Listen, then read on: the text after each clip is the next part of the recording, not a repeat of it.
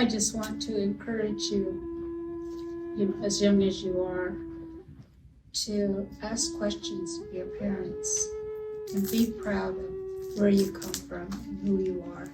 Never forget, because whatever you learn at this age and throughout your life, your children will be asking the same thing, same questions about who we are, where do you come from. Tony Williams, Northern Arapaho. I'm Margaret Red Elk, Dakota. Daryl Bolivia Hopi from Second Mesa, Arizona. Catherine Oliviama, Acoma, Hopi, and my clan is Black Bear.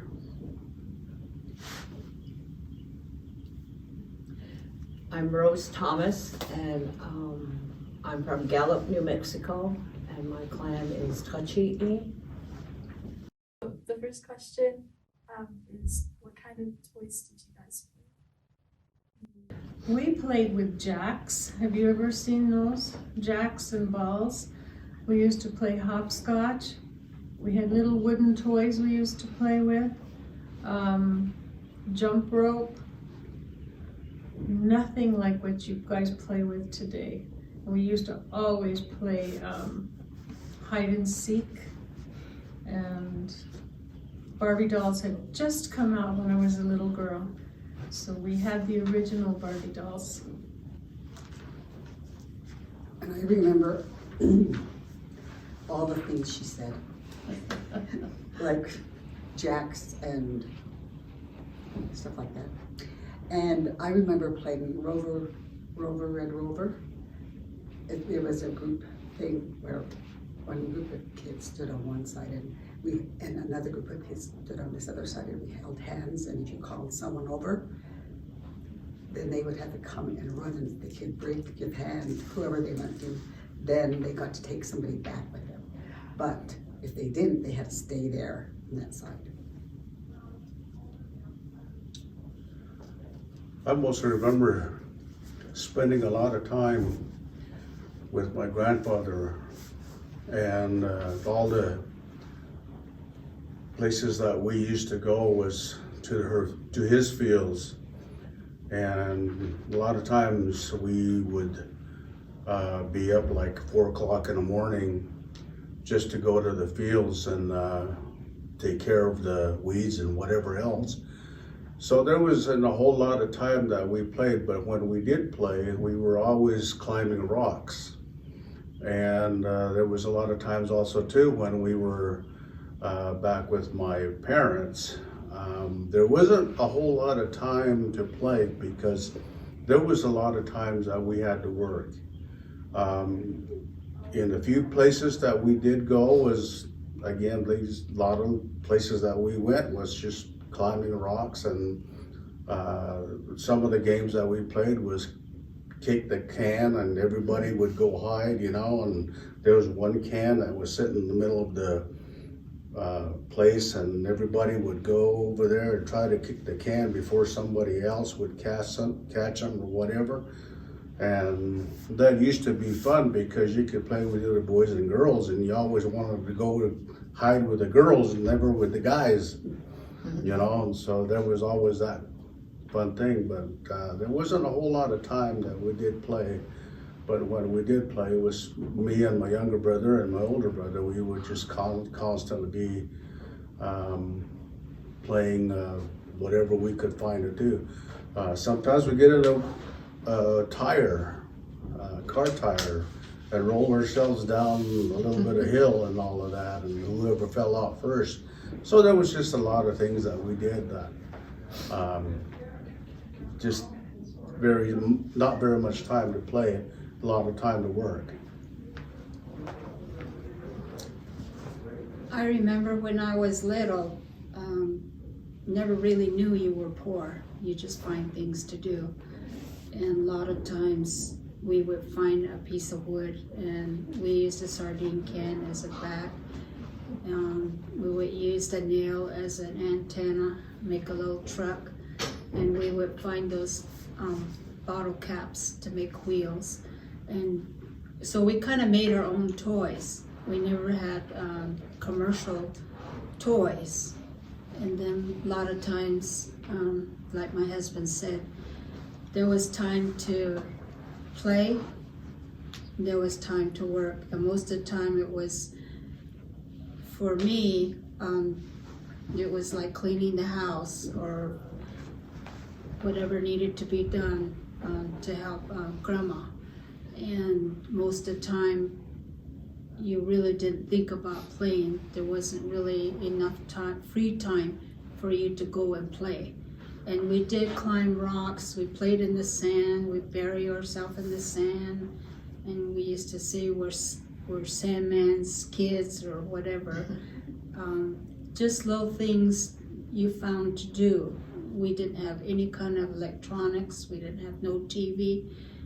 There was a radio, but it was only on a certain time and then it was off.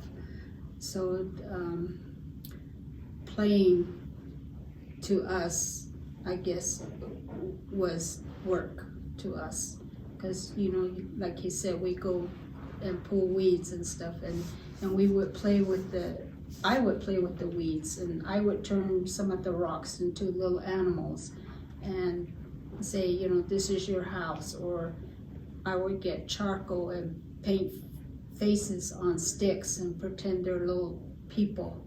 So those were my toys.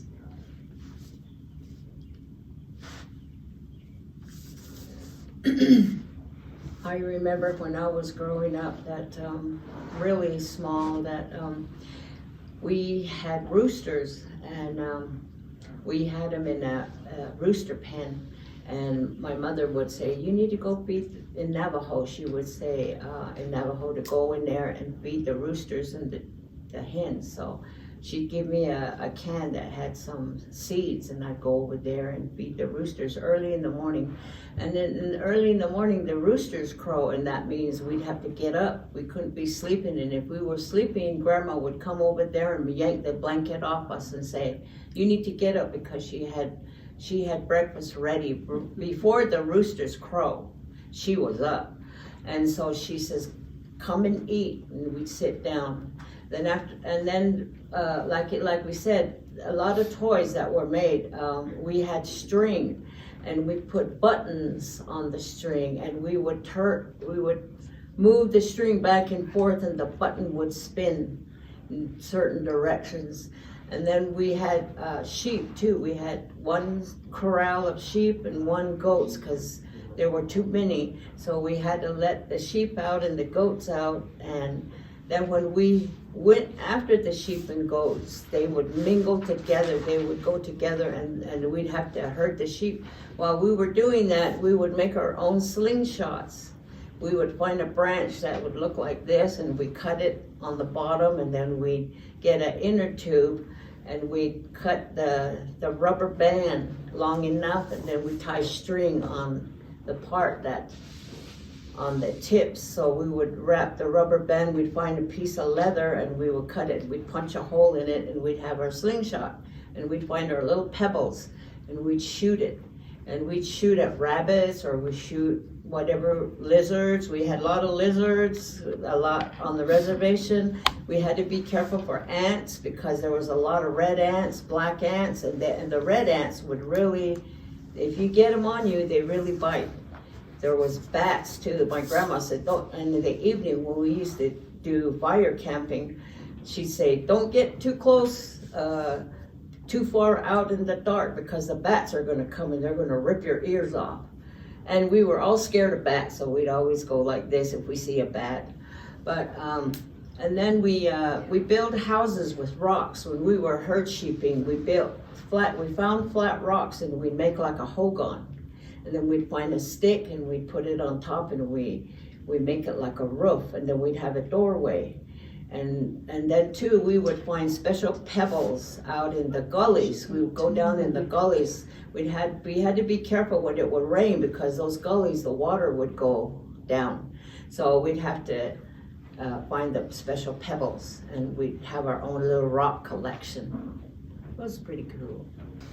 So my question is, what was your first job? My first job was weeding. That's what I used to do. But when I got older, I got hired at a little, I think I was 17. I got hired at a little hamburger place. It wasn't like McDonald's or anything like that. But they used to make hamburgers and they used to make donuts and stuff like that. So that was actually my first job. And I was gonna say about the toys, the other thing we used to do, which I don't think is appropriate today, we used to always play cowboys and Indians. I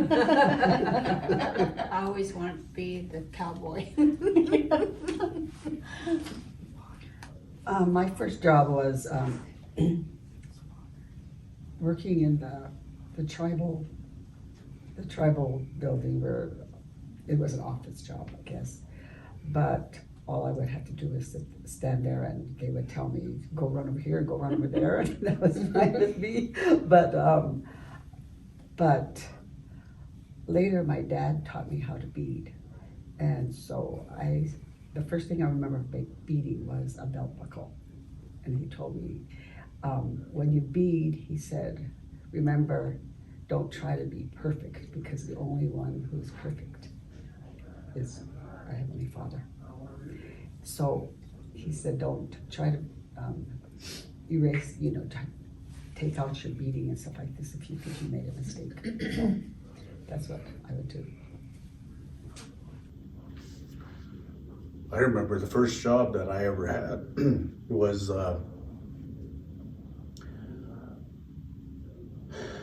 it was an old, I was probably about 16 or 17. I worked at a gas station, and I would have to be there at 6 o'clock in the morning, and then the people that I worked with, they would always invite me for lunch, and then I spent lunch with them.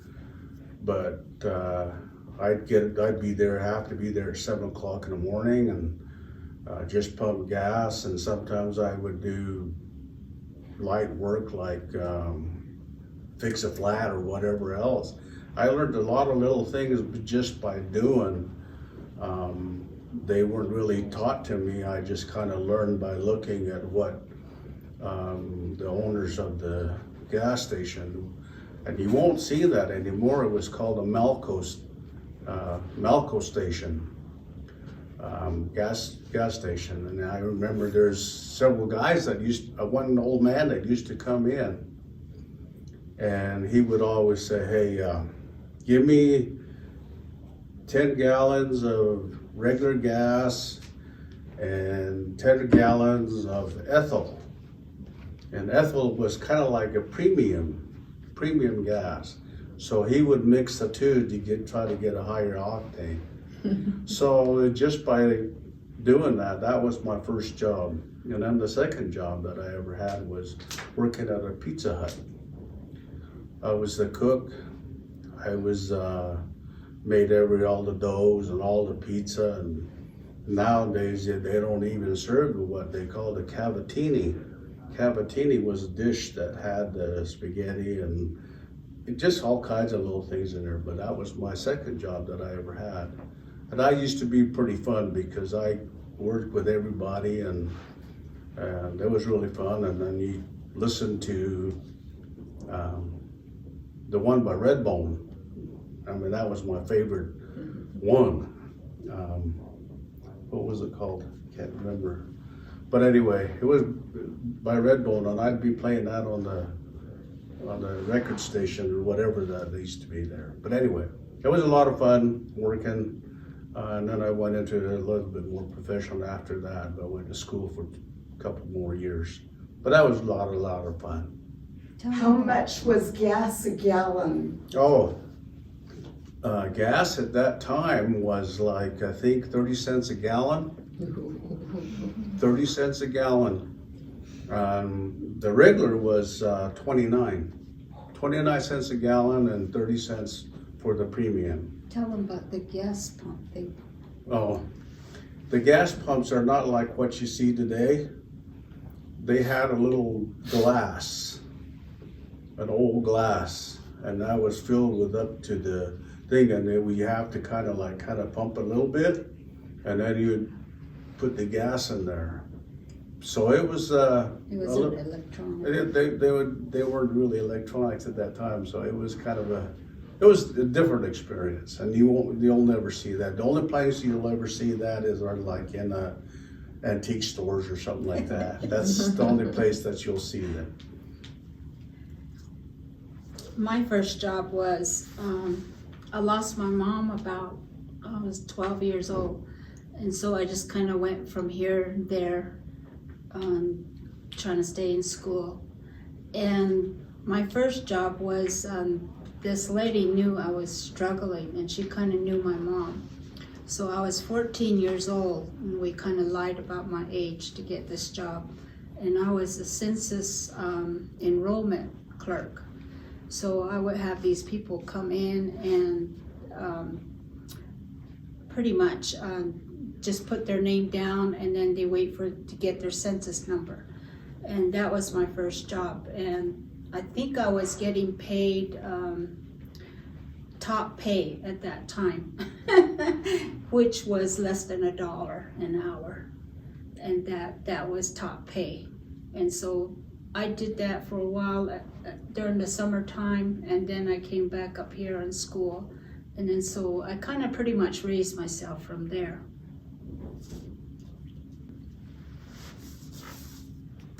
My first job was working at a sewing factory, and this sewing factory was in Blanding, Utah. And I was a teenager, plus I was going to school at San Juan High School, and it was my junior year. So I thought, well, I was still going to school, and then I thought, well, I'll try at this sewing factory. And there they sewed shirts, men's shirts, and they would sew. One lady would do the collars, one would do the cuffs, one would sew on the sleeves, and they were put in bundles. So they were tied, and then you would take that piece of paper, and you'd have like another paper here where it had the number, and you would tear that off and stick it on the paper to make sure that bundle was done, and then you give it to the next girl, and she does her thing and takes a piece off. So you were actually, on the paper, it would show how much you sewed and how many bundles, and you would get paid by that. And then later on, when I moved up to Salt Lake City, I worked for Pikettes. It was a sewing factory, and Pikettes made a different kind of clothes, like shirts and pants and outfits, and they did the piece rate too. And I kind of had more pay there because it was a big factory. In Blanding, it was just a starting point, but it gave me the opportunity to work. And then after that, I became a CNA in a nursing home. I took care of elderly people.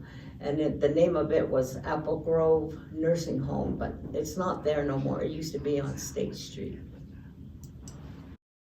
Where and when were you born? I was born in Wyoming, in Riverton, Wyoming, on the outskirts of the Wind River Reservation, and the year was 1953. I'm the oldest one here, but I was born in Poplar, Montana, and it's up in the corner of Montana by Canada and by North Dakota. And I was born November 24th, 1948.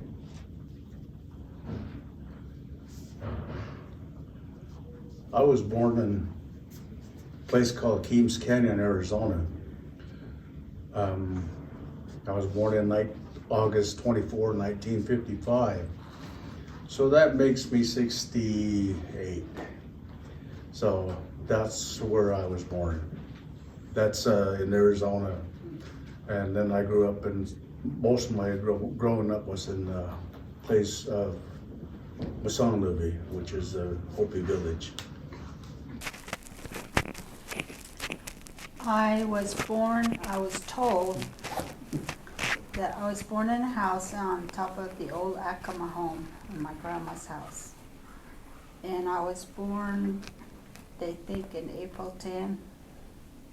He says I'm older than him, so. I wasn't there when I was born. That's what I was just told.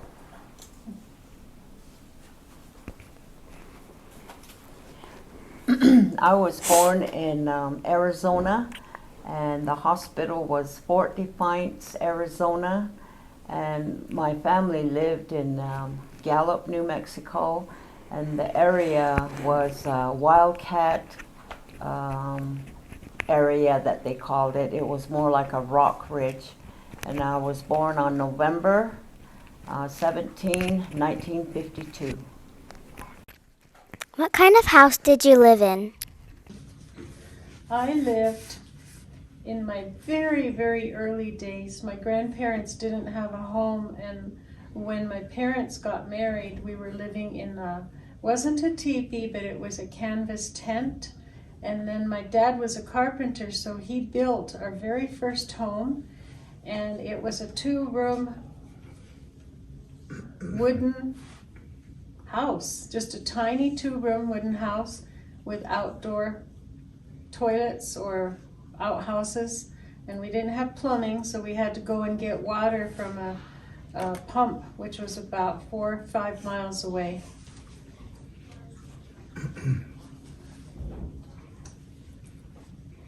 I lived in a 2-room log cabin most of the time. In fact, when I was raised, we usually always had a 2-room house with an outdoor toilet and no running water. And my sister and I would have to take a cream can, which was a huge, about this high, and it had handles on both sides, and we'd have to take it down to a pump and fill it up, and then we'd have to lift it, and we'd only go a few feet at a time and put it down and then rest, and then pick it up a little while later, and then until we got home, which was about 2 blocks away. And also, when we were sleeping, my parents had the bedroom, because in this house, it had a big, huge room that had the kitchen and the living room in it. And it had a sofa in there, and that sofa folded out into a bed. And then when we slept, the 3 girls slept at the head of the bed, and the boys slept at the foot of the bed, so we kind of slept in between each other. And that's how I grew up, is sleeping like that.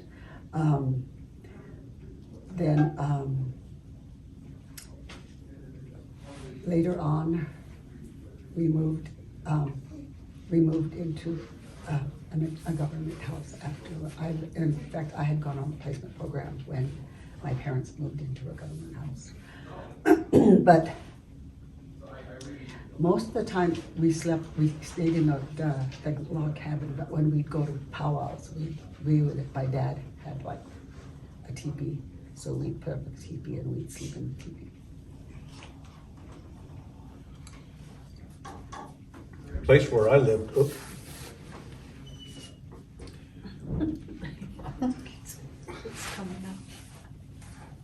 anyway, place where I lived was in an adobe. It really wasn't really adobe. It was more of a rock home, single house, and there was one other room, and it was over in my mom's room house. Every place that you ever lived at was at your mother's home, and my mother had a big, pretty good sized home, but it was out of rock. And on the back side, we would have a little bed where me and my brother, youngest brother, would sleep. And then as we grew older, we put another bed in another room. And so then my mom and dad would sleep in the bigger room, and then we had the kitchen and the table all in the same big room. And if there was a dance, I would invite a lot of people to come over and eat. So it wasn't really what you call a bigger house. It was probably half the size of this room. That was, well, from that wall to this wall, that was our house. And then from probably, I don't know, it wasn't very deep at all, but there was little separate rooms that was in there. But they were all made out of rock. And inside, it was plastered with white, I don't know what you call it, but anyway, with the slab was white inside to keep when the light was going, it would light up the whole house. And you don't have anything like that. It was all like lanterns, gas lights, and that was it. And the stove that we cooked on was wood. You know, now you have electricity. We didn't even have any electricity. Water was hauled about 10 miles, 15 miles away, and we would keep it in the barrels, and you can't even waste water at all. It was only used for drinking, and if you washed your hands and your face, you would only probably put about that much water in a pan, and that was it. Because they were always after us for not using too much water, because water was not very accessible, very easy. I grew up in a house which was probably 30 by 20, and we hauled our own water. There was no electricity, and there was one bed, a stove, and a cabin, I think, for like food or dishes. And the big adult people slept in the bed, and we all slept on the floor. That's no kids. Till you got older, I guess you get a bed, but that's how I remember. Okay, I was brought up in Hogan, and it was not too big. I think it was a medium-sized octagon, and it had cedar. It was made out of cedar, and it was octagon shaped, and then we had to mix mud with sand, mix it really good, and we'd slab it in between the logs, so to keep the cold air out inside and outside. And the floor was dirt, so my grandma, she would go ahead and get all the bumps out. She'd get a shovel and she'd hit the bumps and make it flat until it was smooth, and then she'd put water, she'd sprinkle water on there, and then she'd use her hand and she would make it smooth. We weren't able to go in there until the floor, the dirt floor was hard. Then we had a stove in the middle, and we had some single beds. That time they weren't made out of wood, they were made out of iron, and they had wires on the bed, and we had to put blankets. And whatever blankets we had, my mother put them on the bed. And then we slept on, since my grandpa had sheep, we would sleep on the sheep hide.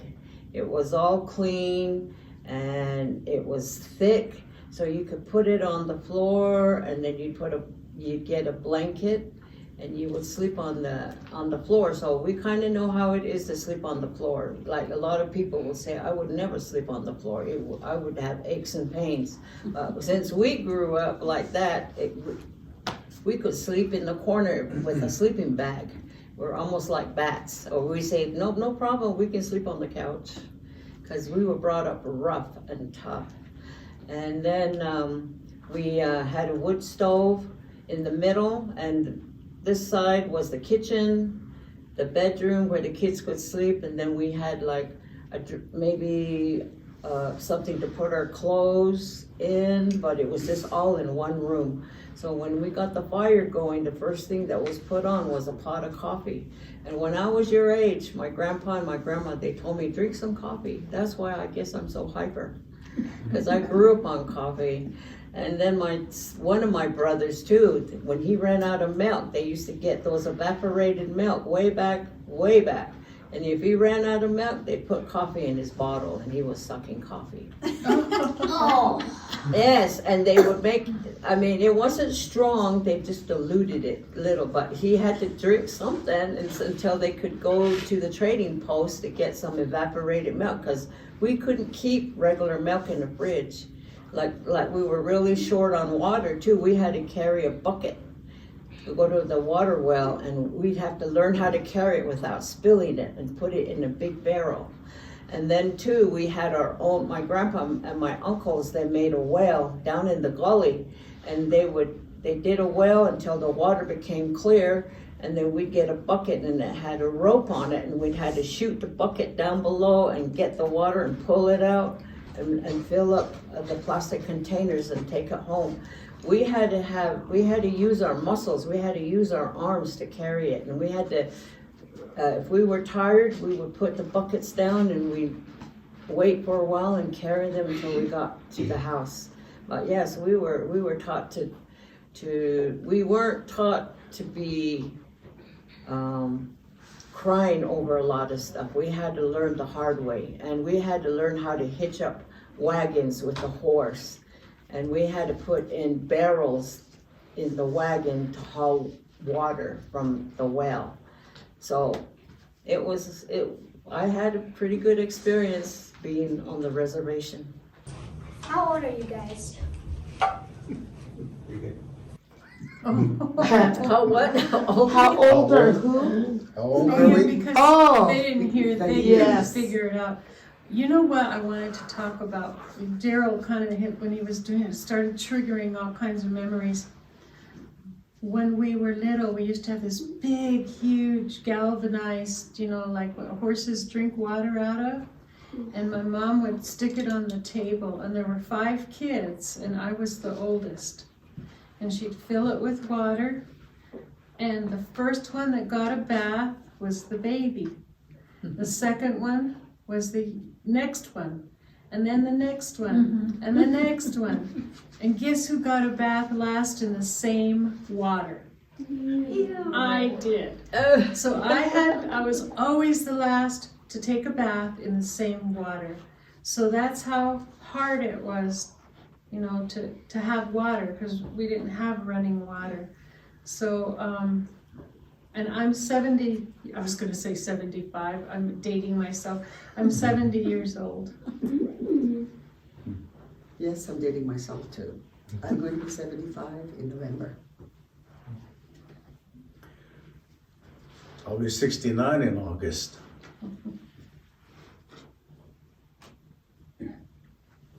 $68. 70. How different, what was a really different thing than your childhood than now? The biggest difference now is you guys have all these wonderful electronic handheld games. We didn't have anything like that. The closest thing to a computer was a typewriter. And even then, only the rich people had typewriters. So if we wanted to have games or anything to do, we had to use pencils and papers and create our own games. So I think that's the biggest thing. Our kids today have so much stuff to do with electronics. Yes, and I love electronics, but I still don't know anything about them, except the TV.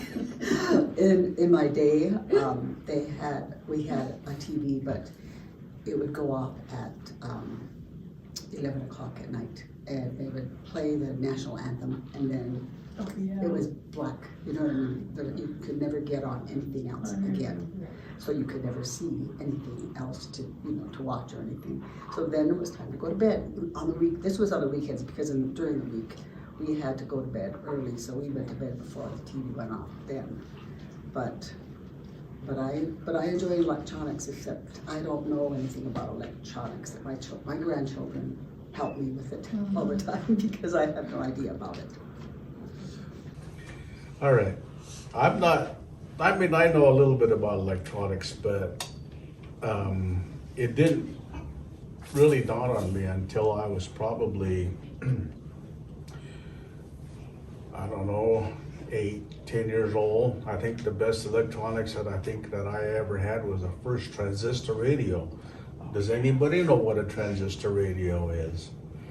They're just tiny little radios about like this and about like that, and it had one battery in it, and it was forever to get a battery. But that was the first electronics that I ever had. And I think I got it when I was 12 years old, 13 years old. All that time, I really didn't have a lot of electronics. And if we ever used to watch television, we'd have to go to the neighbor's house because they had a television, but it was all in black and white. And it was just probably, what is it? Probably 9 inches. 10 inches wide, and that was it. It was all black and white. And then as all the cell phones came in, I still have to ask my youngest kids and grandkids to help me set up my cell phones, because I don't know. I can talk in it, I can call people, but I still don't know a lot about it, so I have to ask my grandkids. And my grandkids are probably about your age. You guys probably know more about cell phones than I do.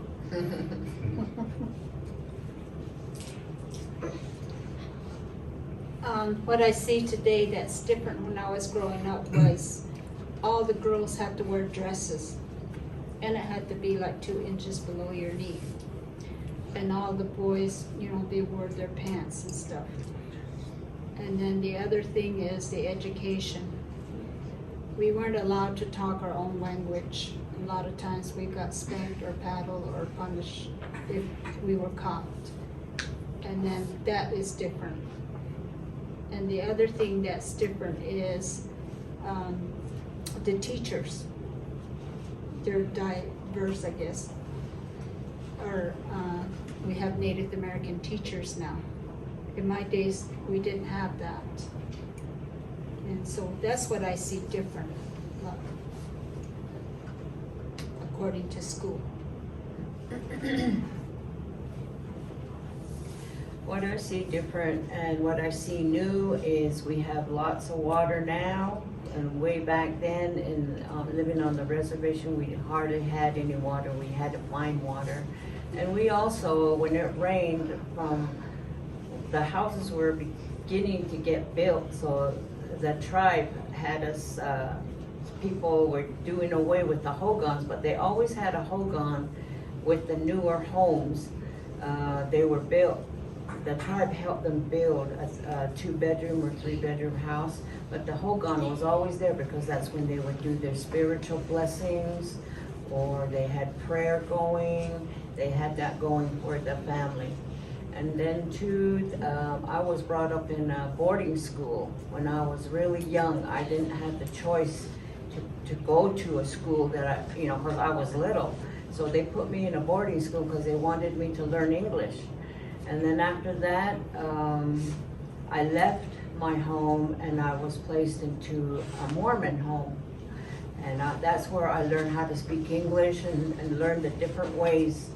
And I wasn't allowed to speak Navajo at times until the Navajos could get together. Like if they had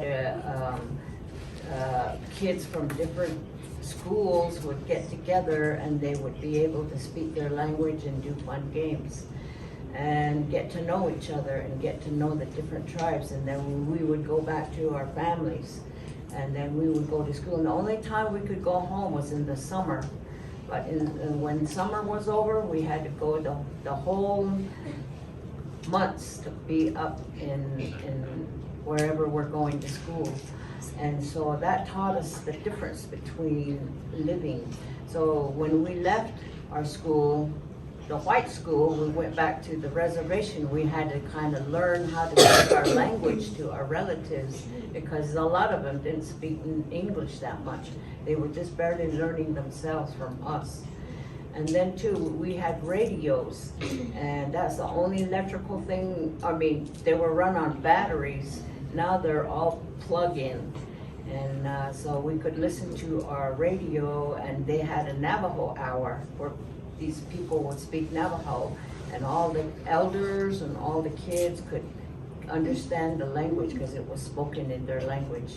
And that was really amazing, because now we try to get on the radio to see if we can still hear our language on the radio. Sometimes it's very hard to get. So that's how the difference was. And then the way of dress too. We had to learn how to dress a certain way in our culture, and then a certain way when we went to school. But we had to dress appropriately, and we had to groom ourselves. We had to brush our teeth, comb our hair. We had to look presentable. And sometimes nowadays, we're kind of losing our culture, and a lot of people think we're Spanish, or they say, what tribe are you? Or what, are you Chinese or Korean? It's like, no, I'm Native American Indian. And I says, I'm from the reservation, I'm from New Mexico. And that's when people start questioning us, you know, what tribe are you, and who are you? And a lot of them thought I was Korean. So what were your chores when you're young like me? Since I was the oldest, I had to wash dishes until my brothers and sisters got older, and I used to have to, at your age, I used to have to make sure my bed was made, and I had to sweep the floor, and I had to pick up garbage. And then as I got older, my chores changed to more grown-up chores, like using an ironing board and things like that. Chores. Oh, I guess I didn't think of it as chores. But because we used to just, as brothers and sisters, we'd always help each other. And I was one of the oldest also. I have a brother who's 2 years older than I am. And he did the things the boys do, and I would do the things the girls would do for my sisters. I would make sure that they put their clothes on right, and I had to make sure they tied their shoes. And then I'd have to make sure that we got to school on time, because my mother worked as she wasn't a nurse, but she was a nurse's aide at the hospital, and she would leave like 6 o'clock in the morning. So she would wake us up before she'd leave, and I would help get the kids ready. And then we'd have to make sure we got out the door. And sometimes in the wintertime, it was really cold, because I lived up in Montana, up by Canada, and it was so cold that when we'd have to start running, because we wanted to get to the building that was next, you know, it was like about 5 blocks away, which was the co-op, they called it, and they had a stove in there. We'd stand there by the stove to get warm. And as we were kind of running down I have brothers and sisters that were really young, and they would cry, and the tears would freeze on their faces sometimes. And so we would have to make sure we put a scarf over their face, and then we'd hang onto their hand and tell them just keep running until we get there. So. What did I do when I was your age? Chore. Chores? Wow. When I was your age, let's see, what did I do? I think I spent a lot of time with my dad and my mom. And also too, about your age, I was spending some time with my grandfather. My grandfather taught me a lot when I was growing up. He taught me that you never complain about the food that you eat, because food was really hard to come by. And so when we were your age, we had to eat what your parents gave you. There wasn't anything like what you have today, like hamburgers or whatever. All we had was like maybe fried potatoes, baked potatoes, little things like that. And chores were always like sweeping the floor, picking up the toys, picking up the garbage. There wasn't really a whole lot of things that we did, but a lot of times that we had when we were your age was we were constantly having to work. And I had a younger brother that was way younger than me, well, probably about 3 years younger than me. I had to take care of him. We all took care of each other. My older brothers took care of us, and I took care of my younger brother. And there was just a lot of things that I had to teach him. And in teaching him, I taught myself from my parents and all of that. So that's what I had to do. We had some things, fun things to do, but a lot of it was taking care of your brothers and sisters. Most of my brothers. I don't have any sisters, but most of it was younger brothers. My chores when I was young was to make sure your sleeping blankets and stuff is put away nicely, sweep the floor, make sure there's wood brought in, like for cooking and warmth. Make sure that you're tidy with your clothes and things personal. That's pretty much was my chore. When I was your age, my chore was to wash dishes. A lot of our families used to drink a lot of coffee, and they cook food. They would make their own bread. They would cook their own meat, and my grandparents and my mom, they'd all cook, and then us girls, we would have to do the dishes. They would set up the table and make sure there was hot water here and cold water there, and we had to wash each individual and dunk them in the water, and then put them on a towel or on a table. And then sometimes we'd have to cover it with something so that if there was anything flying around or anything that would get the dishes dirty, we'd have to cover the dishes.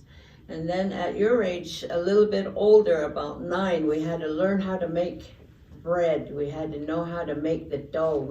Our mothers would have us, she would tell us how much to make. If we weren't gonna make a big dough for a lot of people to eat, we made tortillas. Here, Axel, we need paper towels in the faculty bathrooms in the office. Thanks. And then we would get, our mothers would get the flour ready, and we'd do the baking powder. Sometime then we used to put salt in it, but now we don't use, and then now that I'm older, I can't have salt. So I use powdered milk. Powdered milk, I put that in there with the baking powder and flour, and I mix it.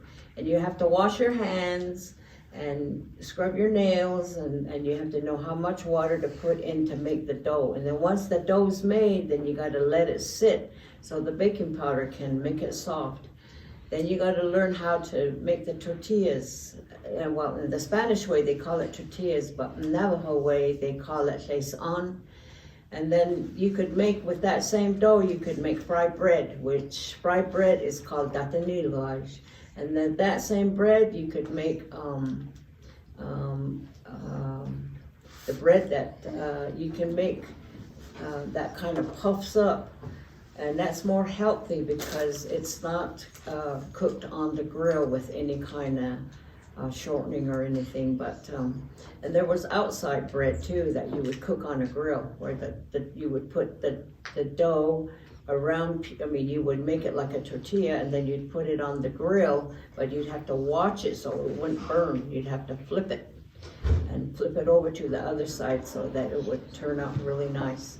Yeah, that was one of the things we had to learn at the age of 9. We had to learn how to make bread, because when people came, we had to start making that food for our company. While the parents talk, we would make bread and we would start the food.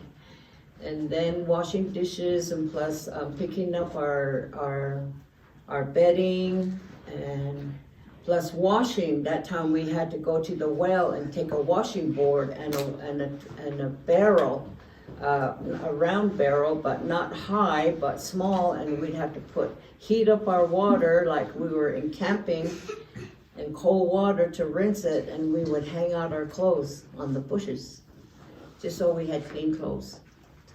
But we had to learn all of that from your age. What was your favorite food and how did you cook it? I think my favorite food and how I started out was peeling potatoes, and we fried the potatoes, and then we had that, and then we made our own bread, and we always had onions. I don't know how my grandpa, or maybe we had wild onions. I think we had wild onions that were growing on the reservation, because my grandpa knew where to pick up the wild onions, and we'd have that. And then plus my grandpa had sheep. We ended up killing a sheep and butchering a sheep, and we'd have stew. We had fried food on the grill, and we'd have tortillas, and then sometimes we would also make fried bread, which we could get the shortening or even the grease from the sheep. Sometimes we would add to it to make the fried bread, and fried bread is almost like scones, and we'd have that with our stew, and we love that, because when it came to that, everybody ate. Even our neighbors came by to eat, and they knew when we butchered because they loved to eat. And we eat everything from the sheep. Like I mentioned, one of the boys said they like a cheat. He knows what a cheat is. And to describe it, it doesn't sound good or look good, but when it's cooked, it is delicious. But I could tell a whole lot, but it's a lot to tell. But we eat. There's certain ways you prepare different foods from a sheep. My favorite food, they call it nakata, which is corn baked in the bread oven, and also mekwivi, which is a hominy stew with bread.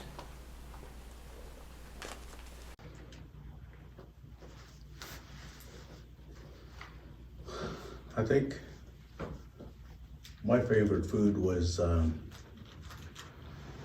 squash that was either fried with some meat. Most of the time it was either beef, because my dad owned beef, and so we would butcher some of the beef, and then that was it. And then like my wife says, nilkwivi. Nilkwivi is basically a hominy stew with a little bit of meat in there, and typically most of the time that those nilkwivi is eaten when there's a ceremony. It's not just an everyday meal, but when it's there, it's really, really good.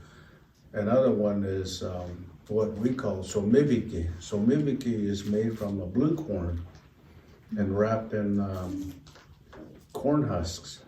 And then there's tangoviki, which is the same thing, but it's made out of white corn, and also too wrapped in things. So a lot of things that what I ate was just things that the Hopi have always eaten. Oh, there's one more thing also too, is bevurpiki, which is the little round balls that is also too cooked in a pot, and as it boils, it has a little bit of it's made out of blue corn, so they call it blue corn balls, but it's called milkweed also too, but it's done made with blue corn.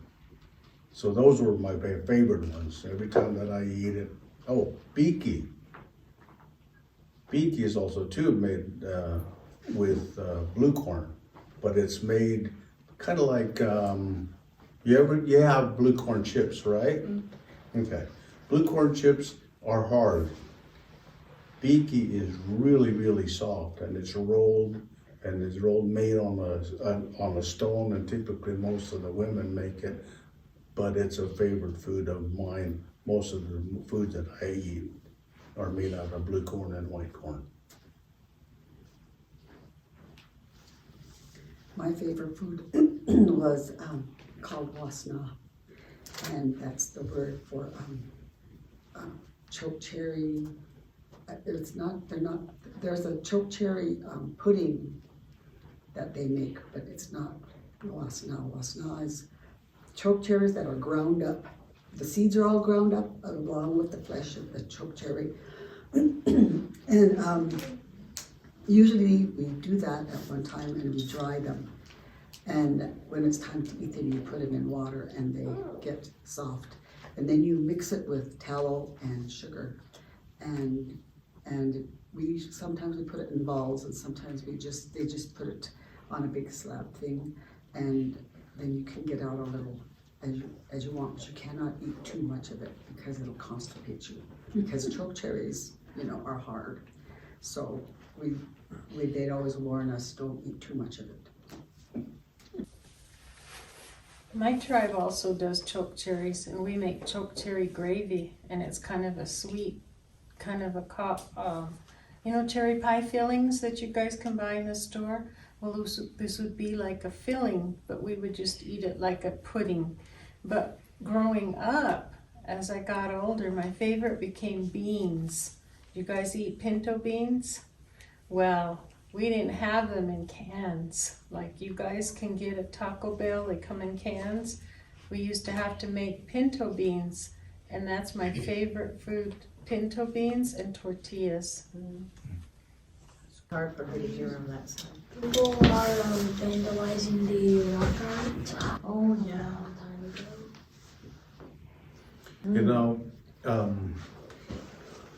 Where I'm from, there's a lot of rock art, what we call petroglyphs.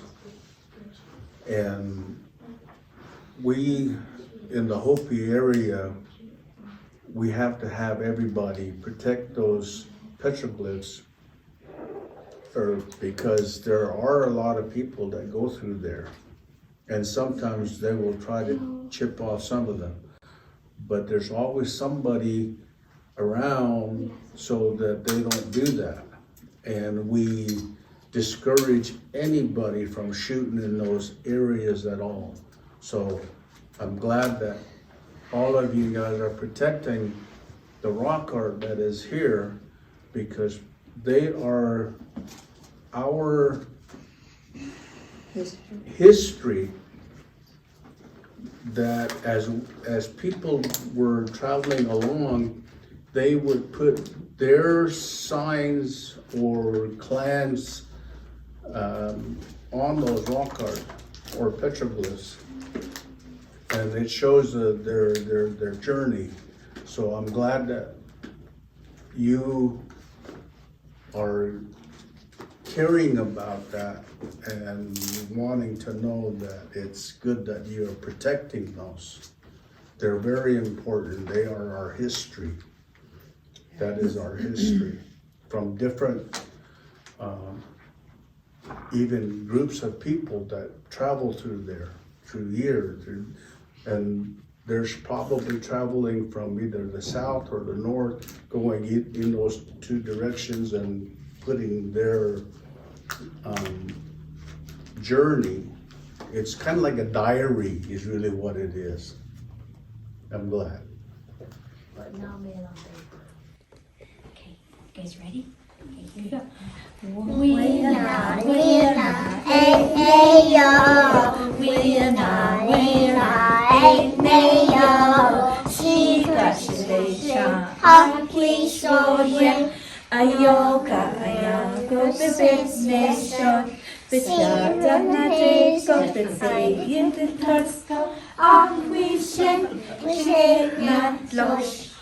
Winna, ik nee ja, winna, ik nee ja. She can say, happy songway, ayoga, ayago, nation. Sejata na beseigende Tusko, ach wie schön regnet los.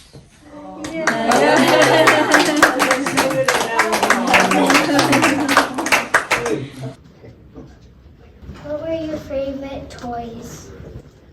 My favorite toy was a wagon. We used to ride on wagons all the time. My favorite toy was Jacks. It's where you have those little Oh, I love those little those jacks, things. and then you have a ball that you have to throw up in the air and pick up one of those jacks and catch the ball at the same time. It's a fun game.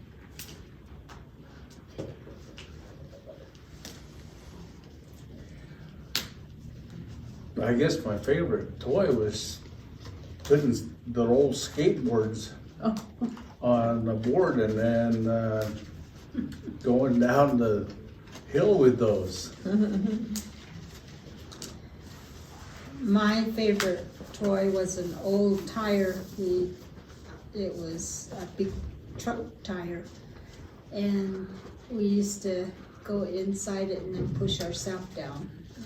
And roll and roll until it hit something, then we fall out. I think my favorite toy at the time when I was little was we made slingshots. We were into making our own slingshot with a tree branch.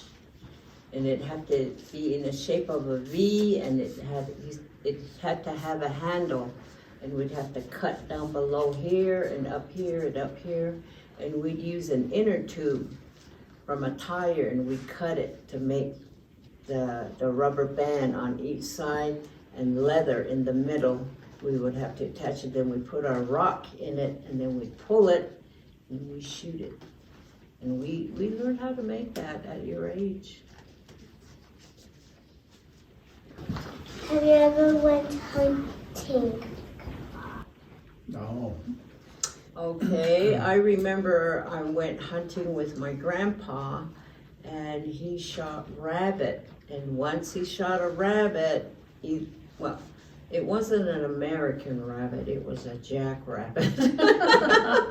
Those wild rabbits out there on the reservation, they had long ears and they could run, they could jump. And my grandpa, he learned how to kill those, and when he killed it, we had to go over there and fetch it. So we had to carry it. And then also too, we learned how to, when it rained really bad, my grandpa showed us how to make a tunnel where there's a big pile of water, a lot of water there, and we'd have to get a shovel and make a tunnel. And the tunnel would have to go into a gopher hole. In the dirt, and that time they were called prairie dogs. So the water would go down in the tunnel and it would flood the hole where the prairie dog was in, and my grandpa would be sitting there with two of his hands like this until the prairie dog his house was full of water, and when he stuck his head up, my grandpa would grab the prairie dog's head and twist its neck and throw it. Oh. And then us girls, we'd have to pick it up and put it on a string and carry it. But he did a lot of that to show us, that we, how to catch it. And plus he told us, he also shot deer, and he showed us how to cut it. The skin, there's a certain way you have to do it, and you have to do it a proper way. You can't just do it any old way. They kept it sacred, and he told us how to do it.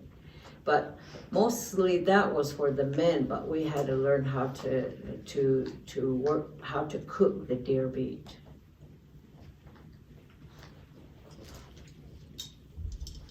Women in my tribe, we don't hunt because as a young age, we were always told because we are giver of life, so we don't take life. It was up to the man to do that. And then they brought it home and we prepared it.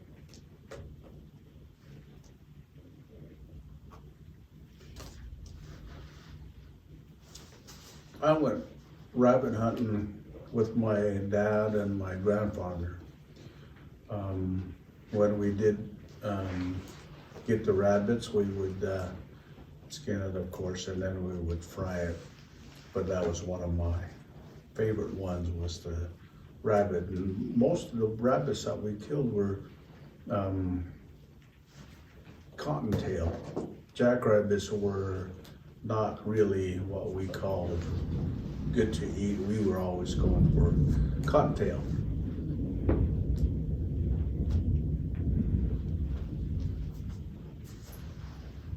Well, I don't know if you call this hunting, but I would go fishing with my brother, and I love fish for one thing. In fact, when my oldest son was 8 years old, he started fishing. But I took him when he was 8 to go fishing, and he knew how to catch fish with his hands. And he would give him the water and have his hands ready, and when a fish would come, he'd catch it and take it out. But I guess that's illegal nowadays. You can't do it that way. You have to use a pole. So that's what he does. Can you kids hear me? Yes. I never went hunting. I was too afraid and I didn't like killing animals. So I never went hunting. But my boys used to, and my husband used to, but I would only cook, but that was it. One of the other questions that we had, we were wondering what was the most dangerous things for you as a child? Today, you know, the kids hear about kidnappers and staying close to home and being safe that way. But in your time, what were the most dangerous things that you had to deal with, and how did you deal with that?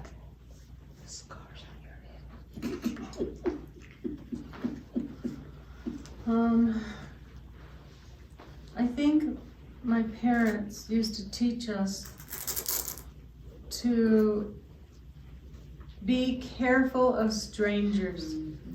And even though we could play outside, we had to come in before dark. They never came looking for us. We could be down the street with our friends, or when we were on the reservation, we could just walk wherever we wanted, but we had to stay away from the river and the streams because sometimes they'd get high. And that at that time was dangerous because kids would fall into the ditch. And so for me growing up, it was staying away from the waters that had high waters, and also strangers.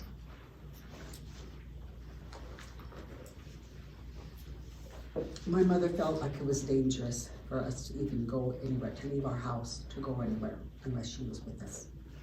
And so we would stay home all the time, and if she ever needed to go to the store or to go do our laundry, she would take us, and all of us went with her, and we would all fold the laundry. And we had a wagon that she would take us in, and we would never go outside of our house unless it was just to play right around our house. You know, we didn't really go too far. She would say, you gotta make sure you stay here with me. So that's what she would do.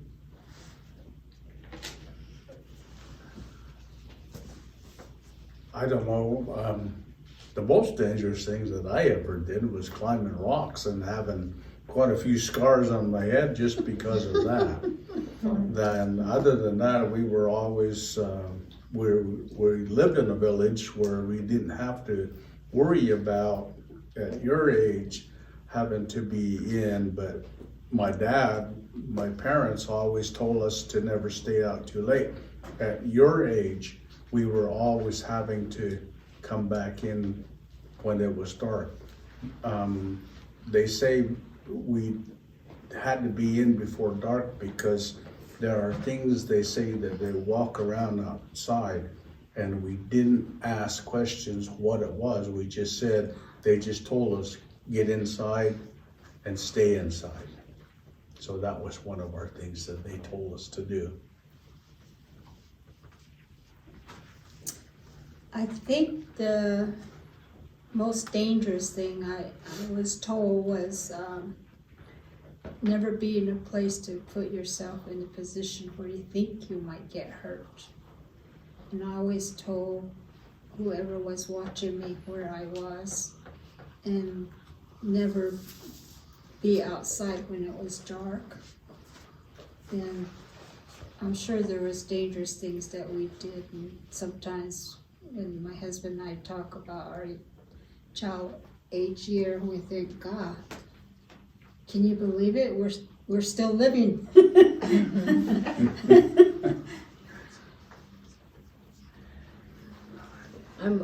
I think the most scariest thing our parents taught us too is, yes, we had to be aware of people that would come to our house, and if these people we didn't know, we couldn't talk to them. They were the ones, my grandparents, my grandma and my mom and dad would talk to them, but we would be told to not interfere in their conversation. And then when it got dark, or when it was getting dark, they would say, you need to get in the house because it's not good to be out there, because you never know who could be out there.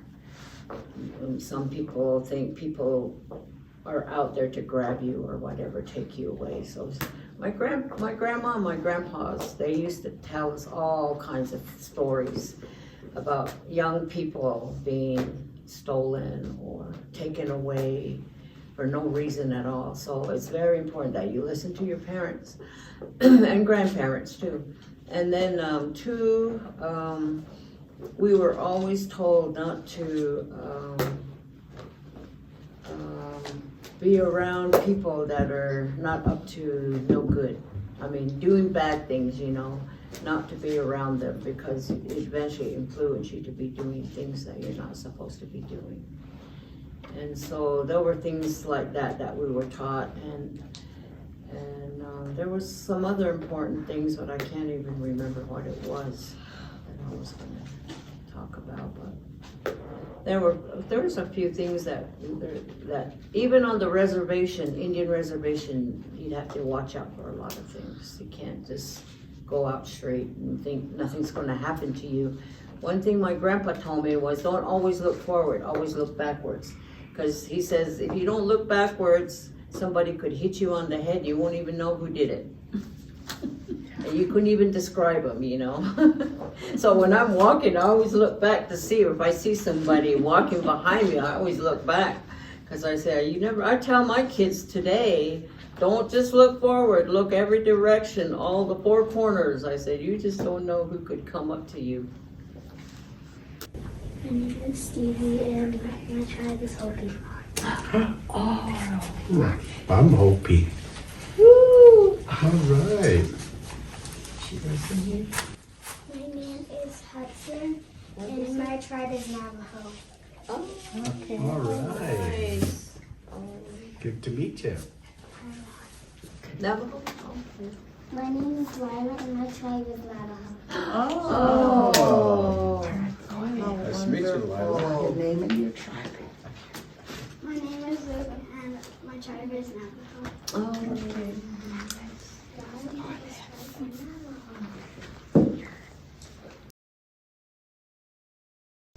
My name is Ina, and my tribe is Navajo. Oh, okay. Yes.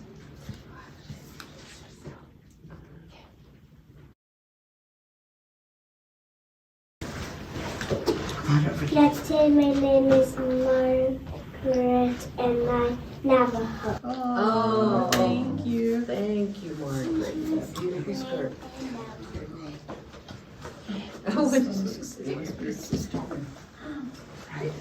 This one's gonna rhyme with the other one. Okay. Thank you. All right. Do you remember yesterday when we learned, or the other day we learned about the long walk, and it was a hard story? Do you remember that? Yeah. What was the story? Who remembers the story? Can you share a little bit of what you remember from that story? That the Native American, that the Navajo people lived in a beautiful garden that they planted plants. But then people that didn't speak their language came and chewed the plants and took the land. Send them a farther place, Then the children became, it was difficult in that island. They lived 40 years until they finally got to go back.